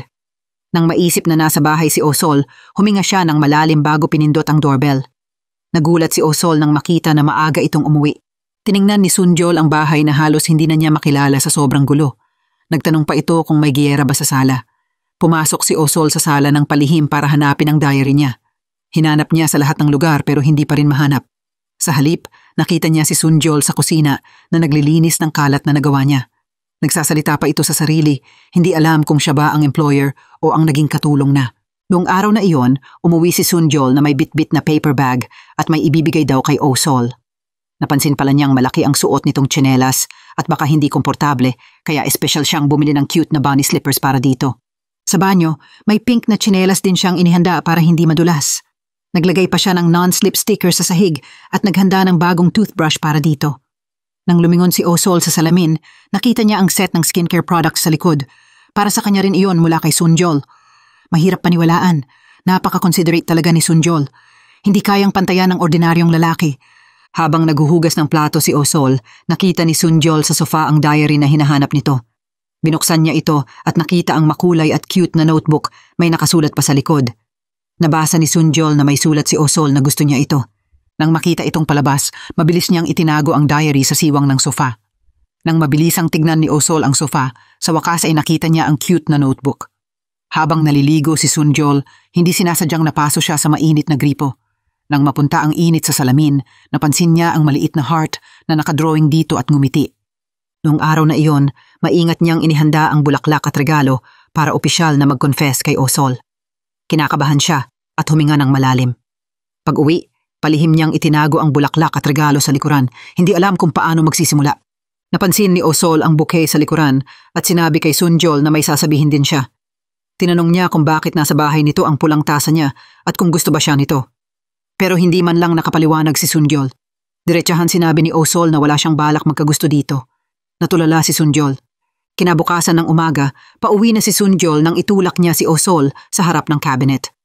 May kumpiyansang sinabi na sigurado siyang mapapamahal nito si Osol at magtatagumpay siya. Nagulat si Osol sa pagkalalaki nitong dating. Sa sandaling iyon, bumilis ang tibok ng puso niya. Naging malinaw na ang dahilan ng pagtanggi ni Osol ay dahil sa lolo ni Sunjol. Gusto nitong gamitin si Osol para magamot ang cleanliness obsession ng apo, pero hindi dapat ito magkagusto dito. Kahit na ipinahayag ni Sunjol ang nararamdaman para kay Osol, hindi ito tinanggap. Ito lang ang paraan para makapag-college ng normal ang kapatid ni Osol at matiyak ang future nito bilang atleta. Bilang ate, wala siyang choice kundi pumayag na ikinasira ng puso ni Sunjol. Pero nakakagulat, hindi sumuko si Sunjol. Sa halip, pagkatapos ng bawat kabiguan, mas lalo siyang naging matapang. Maaga kinabukasan, suot niya ang cute na fluffy slippers ni Osol habang nakikipag-usap sa sofa ng elegante. Nagtaka si Osol, bumili pala ito ng matching indoor slippers. Itinulak pa niya si Osol pababa sa sofa at sasabihin niyang siya na ang maghahanda ng almusal para sa kanila. Nagsuot si Sunjol ng disposable gloves, humawak ng kutsilyo at awkward itong ginamit. Pagkatapos ng ilang awkward na galaw, sa wakas ay handa na ang pagkain. Nagsinungaling pa itong matagal na raw siyang hindi nagluto at pinatikim si Osol. Nagkunwaring masarap ang sabi ni Osol. Pero nang kumain ng ibang ulam, muntik siyang mabulunan. Mabilis na ibinigay ni Sunjol ang tubig at napansin ang pagkain sa bibig nito. Gusto niyang punasan gamit ang napkin pero nag-atubili. Sa halip, diretsa niyang ginamit ang kamay para linisin ang palibot ng bibig ni Osol. Natakot si Osol at huminga ng malalim. Nang subukang abutin ang plato sa shelf sa pamamagitan ng pagtayo sa tiptoe, hindi pa rin niya maabot. Lumapit si Sunjol at madaling kinuha ang plato. Malapit na nakipag-usap kay Osol, sinabing pwede niya itong utusan ng ganito sa hinaharap. Tutulungan din niya itong maglinis. Sa pagpunas ng salamin, kung kulang ang isang pink na puso, iguguhit niya ang ilan pa. Natulala si Osol at pinisil ang sarili para magising. Noong araw na iyon, may gustong itanong ang ina ni Sunjol kay Osol. Gustong-gusto talaga ng ina ni Sunjol ang babaeng naka-blind date nito. Gusto nitong dumalo si Sunjol sa event ng pamilya ng babae, umaasang magkakagusto ito at mauwi sa kasal. Kahit labag sa loob ni Osol, napilitan siyang ngumiti at pumayag. Nang gabi, dinala ni Osol ang invitation sa kwarto ni Sunjol. Tiningnan lang nito ito at nang hinayang. Tinanong niya kung mag-date siya sa babaeng iyon at kakain sa labas, masiselos kaya si Osol. Nagulat siya nang matatag na sinabi nitong wala siyang balak magmahal dito. Nang marinig ito, labis na nanghina si Sunjol.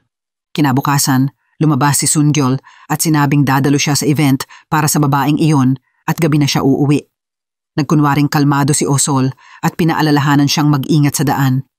Habang pinapanood ang pag-alis ni Sunjol, malungkot na ibinaba ni Osol ang ulo. Nakahiga sa sofa, nagsimula siyang maguluhan at mabalisa. Natatakot siyang mag-date talaga ito sa babaeng iyon.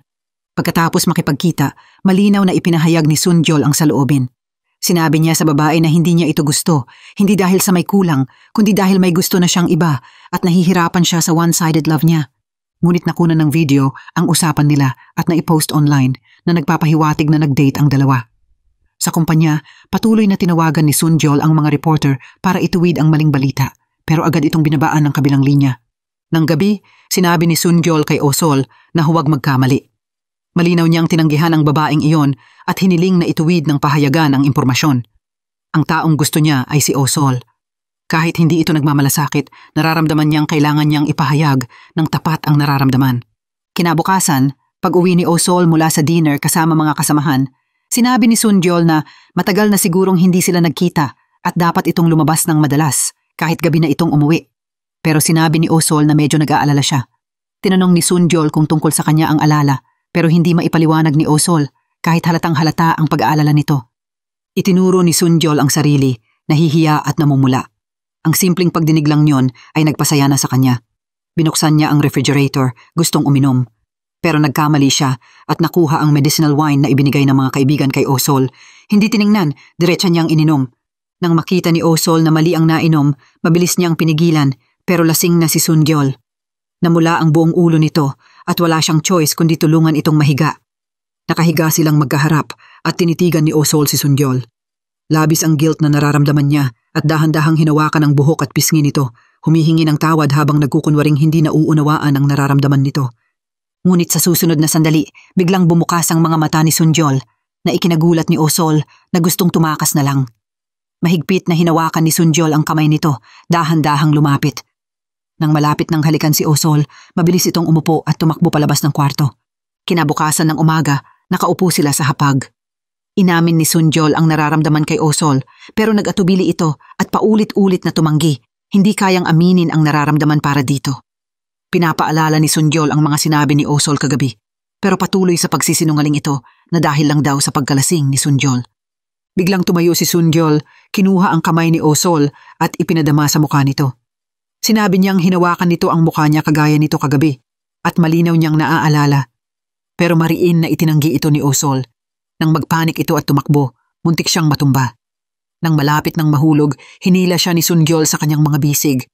Tinanong ni Sunjol kung bakit patuloy nitong iniiwasan siya. Nagsorry lang si Osol sa pagiging reckless kagabi.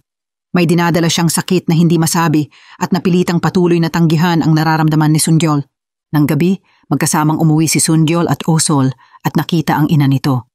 Dumalaw pala ito para himukin si Sunjol na mag-blind date at nakahanap pa ng mayayamang babae para dito.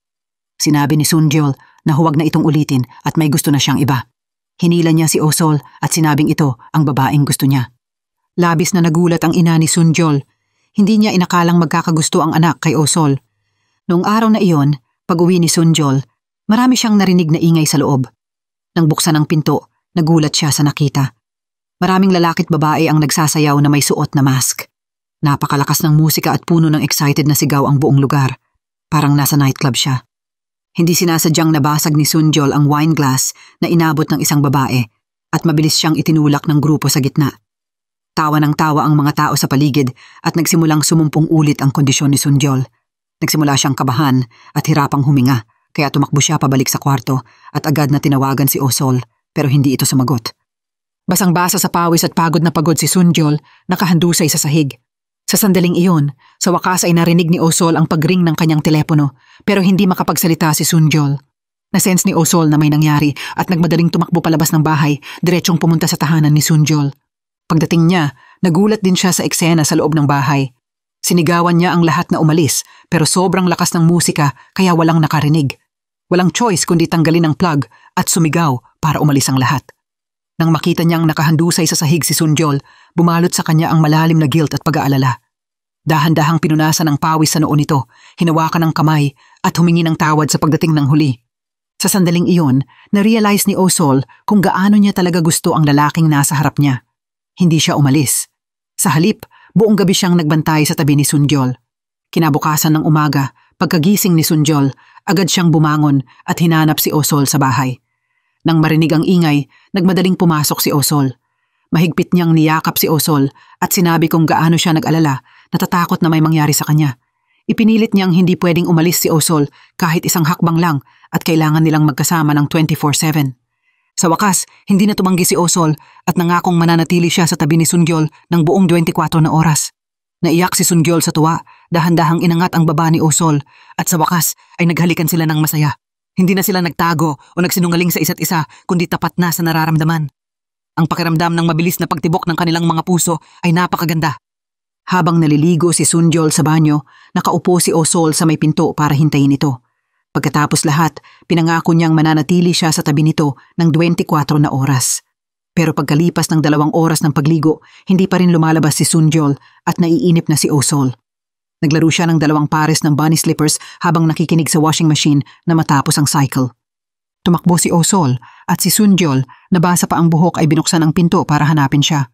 Sinabihan niya si Osol na bantayan ang pinto at huwag lumayo. Pagkasara lang ng pinto, binuksan ulit niya para tignan kung nandyan pa si Osol. Naghahanda si Osol ng lugaw para kay Sunjol pero bigla itong nagpatawa.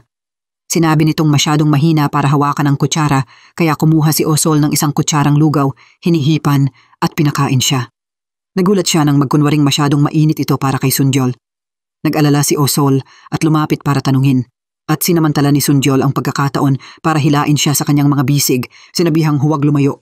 Masayang nagtitigan pero nang malapit ng halikan ni Sunjol si Osol, biglang sumingit ang robot vacuum cleaner at paulit-ulit na bumangga sa bunny slippers ni Sunjol. Nagbiro itong bigyan sila ng space na ikinatawa ni Osol. Noong araw na iyon, gusto ni Osol na bisitahin ang ina sa funeral home. Nagreklamo si Sunjol na dapat sinabi sa kanya para sana nag-ayos siya ng maayos. Sa gitna ng biyahe, muntik na silang mabangga ang isang bata na biglang tumawid. Buti na lang ay okay lang ang bata, medyo natakot lang. Pero ang nakakatakot, hindi na makapagmaneho si Sunjol at kailangang sumakay ng taxi. Taong may malubhang cleanliness issues ito at hindi pa nakasakay ng taxi kailanman. Una, pinapabuksan niya ang bintana sa likuran. Pagkatapos, kumuha siya ng disinfectant spray at pinaulanan ang loob ng sasakyan. Sa huli, sumakay siya, mahigpit na hawak ang kamay ni Osol. Nang medyo umuga ang sasakyan, hindi sinasadyang nahawakan ni Sunjol ang likod ng upuan at tinanong ang driver kung araw-araw niya itong dinidisinfect. Nagalit ang driver at sinabing paminsan-minsan lang, ginagamit lang niyang basahan. Nang marinig ang basahan, napanganga si Sunjol at nahulog sa kandungan ni Osol at tuluyang pinalayas sila ng taxi. Ang susunod na hamon ay ang pagsakay sa bus. Unang beses ni Sunjol sa bus at dahil walang barya, nagpasok siya ng malaking perang papel. Patuloy na naglabas ng barya ang coin machine at bilang taong may malubhang cleanliness issues, ayaw niyang humawak sa handrail ng bus, palaging inilalagay ang kamay sa balikat ni Osol. Kahit maraming bakanting upuan sa harapan, matigas siyang tumangging umupo. Pagkatapos ng isang hintuan, sumakay ang grupo ng mga babae at lahat ay nag-compliment sa gwapo niyang itsura. Nagmadaling pinabuksan ng dalawa ang pinto ng bus para takasan ang maingay na eksena. Namimigay si Osol ng flyers sa mga tao, umaasang makakita ng witnesses para sa away ng kapatid para maibalik ang katarungan. Pero sa makipot na kalye, walang may pakialam sa problema ng iba. Pagkatapos ay lumitaw si Sunjol, pinulot ang flyer sa sahig. Nagreklamo ito na tuwing may problema si Osol, hindi nito sinasabi sa kanya o humihingi ng tulong. Mabilis ding dumating ang mga staff ng kumpanya mula sa likuran, may hawak na maraming rosas. Inutusan ni Sunjol ang staff na magsimulang kumilos. Habang namimigay ng flyers sa mga tao, bawat isa ay makakatanggap ng rosas. Ipinaliwanag nila ang kanilang hiling at binanggit ni Sunjol na ito ay ideyang ginamit niya noong nagsisimula pa lang siya sa negosyo na nakatulong ng malaki. Pinapanood ni Osol si Sunjol at mga kasamahan na nagsisikap para sa sitwasyon ng kapatid, labis ang pagiging moved. Naipamigay na ang lahat ng flyers pero wala pa ring nakikitang witnesses. Sinabi ng isang kasamahan kay Osol na aabutin nila ang mga bituin sa langit para sa kanya. Pagkatapos sabihin iyon, mahigpit niyang niyakap si Osol at inamin ang nararamdaman para sa kanya. Nakita ito ni Sunjol at biglang nagsiselos. Hindi na niya napigilan. Hinila niya ang buhok ng kasamahan at sinimulang pagalitan. Nagtaka ang empleyado kung bakit siya pinagagalitan at tuluyang naguluhan. Nang makaalis ang lahat, sinabi ni Osol kay Sunjol na dapat na silang umalis. Hiniling ni Sunjol na pabayaan siyang sandali. Narealize niya kung gaano siya nag-iisip kay Osol ng araw na iyon. Sinabi ni Osol na lumapit ng kaunti at tiningnan siya ng malumanay. Sumandal siya sa mga bisig nito at nagulat si Sunjol. Sinabing makikita sila ng iba. Tiningnan siya ni Osol at sinabing miss na rin niya ito. Ang magkasama ng ganito ay nagpapaalwan ng lahat. Hinugot ni Sunjol ang mga kamay sa bulsa at niyakap si Osol, sinisigurong malulutas ang sitwasyon ng kanyang kapatid, kaya huwag mag-alala. Nagyakapan sila sa ilalim ng sunset, tunay na masaya. Habang pinapauwi ni Sunjol si Osol, tinawagan siya ng mga kaibigan para sabihing malulutas na ang sitwasyon ng kapatid. Masayang hinila ni Osol si Sunjol habang tumatakbo pa uwi. Salamat sa video evidence noong panahong iyon, sa huli ay hindi naparusahan ang kapatid ni Osol. Sa sandaling iyon, napansin ng ama ni Osol na kasama nito si Sunjol. Ikinuwento nila ang relasyon sa ama. Sabik na hiniling ni Sunjol na pahintulutan siyang alagaan si Osol. Pero pagkatapos sabihin iyon, may naramdaman siyang kakaiba. Agad niyang pinagsarili at humingi ng permiso sa ama para makipag-date sa kanya. Diretso siyang inimbita ng ama na kumain bago umalis. Habang pinapanood ang paghahain mula sa malaking plato, hindi makakain si Sunjol dahil sa cleanliness issues at nakakatawa ang itsura ng discomfort niya. Dinilaan ng ama ang kanyang mga daliri at tinanong si Sunjol kung marunong uminom ng alak. Pinuno niya ang basong ginamit na niya at inabot kay Sunjol na may mga grease stains. Nanginginig na inabot ni Sunjol ang baso. Kailangang magdahilan ni Osol na kailangan nitong magmaneho. Saka lang bumitaw ang ama. Pagkatapos, inabot nito ang malaking chicken leg kay Sunjol. Ipinilit na kainin. Nanginginig at ayaw tanggapin ni Sunjol kaya sinabi ni Osol na allergic ito sa manok. Nakakapagod ang obsession para sa kanilang dalawa. Habang inihahatid ni Osol si Sunjol bago umalis, inanyayahan niya itong kumain ng ramen sa bahay niya. Nahiyang tumanggi si Osol at sinabing sa susunod na lang dahil naghihintay ang pamilya. Sinabihan niya si Sunjol na umuwi at tinawag pa itong Opa. Nang marinig ang tawag na Opa, masayang tinanong ulit ni Sunjol at ayaw bitawan ang kamay nito. Habang papalayo, lumingon ito at sinabing, aalis na si Opa ngayon, at pinaalalahanan si Osol na panaginipan siya. Kinabukasan, hawak kamay na pumasok sa trabaho sina Sunjol at Osol. Sinabi nila sa mga kasamahan na sila na at nagulat ang mga ito sa sitwasyon. Nagtaka kung nagde-date ang direktor at si Osol, espesyal pang inutusan ni Sunjol ang isang empleyado na huwag ligawan ito, babalaan na kung hindi mag-iingat, babaliin niya ang braso nito. Pagkatapos, pinag-usapan nila kung saan magde-date. Iminungkahi ni Sunjol na umuwi na lang para kumain. Naisip ni Osol na maganda ang panahon at dapat maglakad-lakad sa park, pero naalala niyang may cleanliness issue si Sunjol kaya nagbago ang isip. Pero ayaw ni Sunjol na masira ang saya.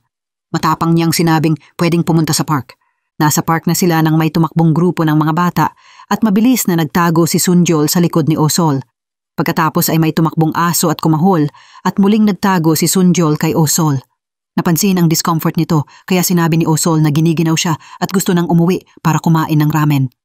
Nang marinig ang ramen, masayang hinila ni Sunjol ang kamay nito at tumakbo palabas. Pagdating sa bahay, masayang kinain ni Osol ang ramen na niluto ni Sunjol. Pagkatapos kumain, sabay silang naupo sa sofa para manood ng pelikula. May eksena sa pelikula kung saan naghalikan ang magkasintahan. Nagtitigan sila, medyo nahihiya at awkward. Habang nagtatangkang itago ang hiya, mabilis na uminom si Osol pero muntik siyang mabulunan.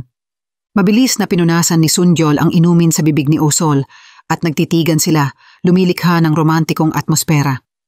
Nakabawi si Osol at sinabing oras na para umuwi dahil mag-aalala ang ama at kapatid. Bagamat ayaw ni Sunjol na umalis ito, naiintindihan din niya. Nagpanik si Osol at tumakbo palabas, napahinto sa pinto at nag-isip kung dapat bang bumalik para magpaalam. Biglang binuksan ni Sunjol ang pinto at nakita na nandyan pa rin si Osol. Diretsahan nitong tinanong kung pwede ba siyang matulog doon. Nagulat na kumurap si Sunjol at kumilos si Osol para halikan ito sa labi.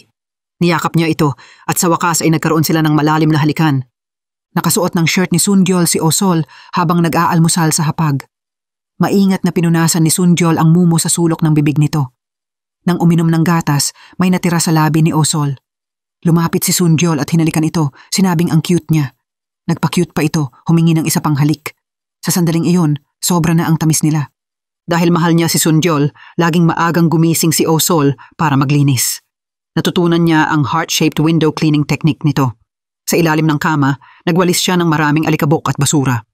Sa labas, nakatingin ang ama at kapatid habang winawalis ni Osol ang cabinet at kwarto. Hindi sila makapaniwala kung si Osol pa nga ba iyon at nagtaka kung ano ang nangyari dito. Samantala, si Sunjol na palaging malinis at hindi namimisita sa mga pampublikong lugar, gumastos ng malaki para rentahin ang buong sinehan para makapag-date kay Osol. Walang ibang tao sa sinehan. Napakalungkot, sila lang ni Osol ang nanonood. Kinuha ni Sunjol ang mga tiket at sinalubong si Osol. Pumunta sila sa concession stand at palihim na inutusan ni Sunjol ang staff na ihanda ang lahat. Nang makarating doon, lahat ng crew ay nakamask, mukhang kakaiba. Hindi masyadong marunong ang drink mixer sa mga machine pero sa huli ay ready na lahat. Binigyan ni Sunjol ng thumbs up ang staff, pala ay pinalitan niya ang mga crew ng sarili niyang empleyado. Pagpasok sa sinehan, naupo sila. Napansin ni Osol na walang ibang tao. Nagsinungaling si Sunjol na na-cancel ang reserved tickets. Habang nanonood, palihim na tinititigan ni Sunjol si Osol. Nakita nitong ang cute nito kaya kusa itong humalik. Gumanap pabalik si Sunjol. Sa malawak na sinehan, nagkayakap sila, masayang masaya. Sa biyahe pa uwi, sinabi ni Osol na hindi na kailangang gawin ni Sunjol ang lahat ng iyon para sa kanya. Mahirap maglinis ng buong sinehan at pamilyar na pamilyar sa kanya ang amoy ng disinfectant. Sinabi ni Sunjol na ayaw lang niyang laging sa bahay lang sila mag-date dahil ramdam niyang pinapagod niya si Osol. Wala namang pakialam si Osol. Sinabi nitong masaya na siya kasama si Sunjol. Makalipas ang ilang panahon, pumunta si Osol sa study room. Maingat niyang pinaplano ang buhay, nag-aaral ng mabuti para sa mga darating na exam. Biglang may natanggap na text mula kay Sunjol na tingnan ang bintana. Nang lumapit, nakita niyang maraming pink na lobo ang unti-unting umaangat. Nakasulat, "Mahal ko si Osol." Dali-daling kinuha ni Osol ang phone at nagkita sila ni Sunjol sa baba. Ngayon, wala nang disposable gloves si Sunjol. Palatandaan na gumaling na ang cleanliness issues nito. Hawak kamay silang lumabas at natuwa si Osol sa makukulay na lobo. Sobra siyang saya. Maya-maya, gusto ni Sunjol na maghugas ng kamay. Hinawakan ni Osol ang kamay nito at idinikit sa mukha, pinuri itong napakagaling. Binigyan pa ito ng 2 mabilis na halik bilang gantimpala. Naghalikan ang magkasintahan sa gitna ng mga lobo at ang lahat sa paligid ay napakaganda. Dahan-dahang umangat ang mga lobo sa kalangitan, nagkakalat ng kasiyahan. Nang akala mong gumaganda na ang lahat, bumalik ang ama at kapatid ni Osol mula sa disciplinary committee. Kahit na self-defense ang ginawa ng kapatid, 1 taon pa rin siyang suspended. Ang dahilan ay konektado sa relasyon nila ni Sunjol. Ang korporasyon ng lolo ni Sunjol ang kaaway na pumatay sa ina ni Osol. Talagang hindi inaasahan ang paghahayag na ito. Nang araw na iyon, naghanda si Sunjol ng magandang white swan necklace. Balak niyang bigyan ng sorpresa si Osol, pero nang buksan ang pinto, nakita niyang basa at nakatulala ito sa entrance. Binuksan ni Osol ang bibig at sinabing hindi na sila dapat magkita at maghiwalay na sila. Naguluhan si Sunjol. Kanina lang masaya sila. Paano sila maghihiwalay ngayon?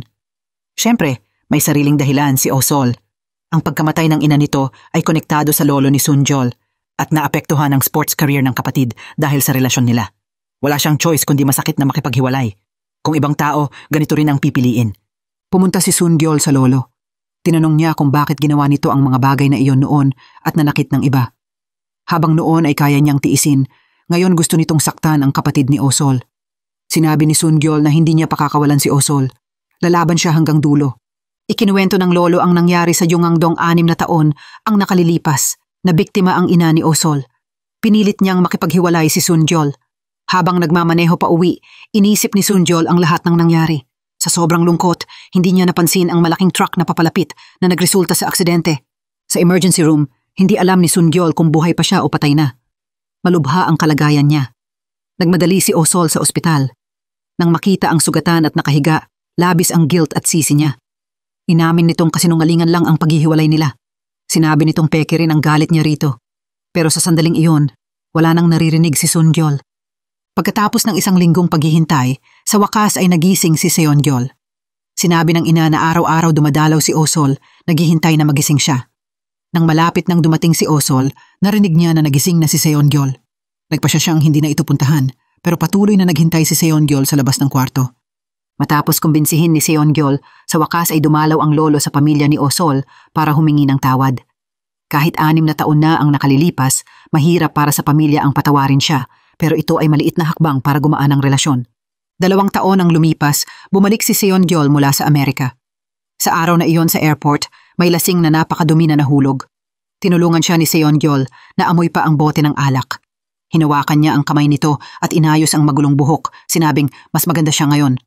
Mukhang tuluyan ng gumaling ang cleanliness issues ni Seonjol. Nagtatrabaho na rin si Osol sa opisina, sa wakas ay naging empleyado na gusto niya. Ito ang trabahong pinangarap niya. Pauwi galing trabaho, habang tumatawid, biglang natapilok si Osol. Nang malapit ng mahulog, nahuli siya ni Seonjol mula sa likod. Pagkaraan ng 2 taon, ito ang unang pagkikita nila. Sa restaurant, nag-usap sila ng masaya bago umalis. Sinabi ni Seonjol na gusto niyang simulan ulit kay Osol, pero dahil sa nakaraan at sa sitwasyon ng kapatid, ayaw pa rin pumayag ni Osol. Pag-uwi, hinanap ni Seonjol ang dating empleyado at balak niyang buhayin muli ang cleaning company. Handa rin ang mga empleyado na suportahan siya. Sa wakas ay nalutas ng ama ni Osol ang mga alalahanin. Sinabi niya kay Osol na palagi niyang inisip na mabuting bata si Seonjol at huwag mag-guilty. Hinimok niya itong hanapin si Seonjol. Nang pumayag na ang ama at kapatid, sa wakas ay hinanap ni Osol si Seonjol. Masayang tumakbo ito sa kalye, hinahanap ang matagal nang hinihintay na yakap. Nang magtatapon ng basura si Seonjol pagkatapos ng trabaho, nakita niyang patakbong papalapit si Osol. Habang nagtataka, nagmadali itong yumakap sa kanya. Sinabi ni Seonjol na maghintay dahil madumi siya, pero iginiit ni Osol na simulan ulit nila. Pagkatapos ay naghalikan sila ng masidhi at sama-sama nilang nalampasan ang mga pagsubok na muhay ng maligaya magpakailanman.